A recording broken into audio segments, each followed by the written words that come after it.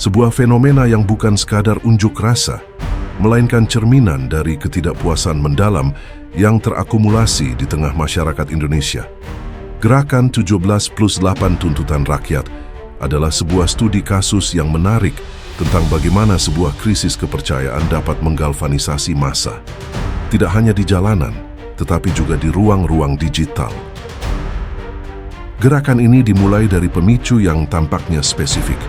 Ketidakpuasan terhadap rencana kenaikan gaji anggota DPR. Namun, ini hanyalah percikan api. Bara di bawahnya adalah masalah yang jauh lebih dalam. Titik didihnya tercapai pada 28 Agustus ketika tragedi menimpa seorang pengemudi ojek online, Afan Kurniawan, yang tewas terlindas kendaraan taktis aparat. Peristiwa ini bukan hanya sebuah kecelakaan, melainkan menjadi simbol yang menyatukan amarah publik. Protes yang awalnya tentang ekonomi, dengan cepat bergeser menjadi desakan untuk keadilan hukum, transparansi, dan akuntabilitas aparat. Yang membedakan gerakan ini dari aksi-aksi sebelumnya adalah sifatnya yang hibrida. Jika kita membandingkannya dengan sejarah, seperti gerakan Tri Tuntutan Rakyat, Tritura, tahun 1966 yang menumbangkan Orde Lama, Tritura dimotori oleh konsolidasi fisik mahasiswa.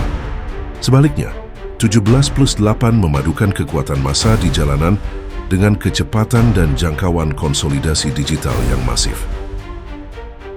Inilah poin yang sangat penting untuk dicermati. Gerakan ini tidak memiliki satu komando tunggal. Sebaliknya, ia digerakkan oleh aliansi yang longgar antara aktivis tradisional, mahasiswa, dan buruh dengan figur-figur media sosial terkemuka seperti Andovida Lopez dan Jerome Pauline. Mereka berperan sebagai kurator narasi. Mereka merangkum keluhan-keluhan publik yang tersebar luas dan mengemasnya menjadi 25 poin tuntutan yang terstruktur yang kemudian disebarkan secara viral di platform-platform digital. Penggunaan simbolisme visual seperti warna Brave Pink dan Hero Green semakin memperkuat identitas dan solidaritas digital ini. Ini menunjukkan sebuah evolusi aktivisme, di mana narasi dapat terus hidup secara virtual, bahkan ketika aksi fisik menghadapi penindasan. Namun di balik narasi yang terkoordinasi ini, muncul sebuah dikotomi yang kritis dalam respons pemerintah. Di satu sisi, ada retorika yang mengakomodatif. Presiden Prabowo Subianto telah memerintahkan DPR dan kementerian untuk menerima aspirasi rakyat dengan terbuka dan damai. Menteri Koordinator Bidang Hukum, HAM, Imigrasi, dan Pemasyarakatan, Yusril Ihza Mahendra, juga memastikan bahwa tuntutan rakyat tidak akan diabaikan. Tapi di sisi lain, realitas di lapangan menunjukkan hal yang kontradiktif. Laporan dari lembaga HAM mencatat bahwa ribuan demonstran, setidaknya 3.095 orang, telah ditangkap oleh kepolisian. Pihak kepolisian bahkan terkesan menyalahkan demonstran murni. Adanya kesenjangan antara pernyataan lisan yang damai dan tindakan represif yang nyata memicu pertanyaan fundamental. Apakah respons pemerintah benar-benar tulus atau hanya taktik untuk meredam gelombang protes?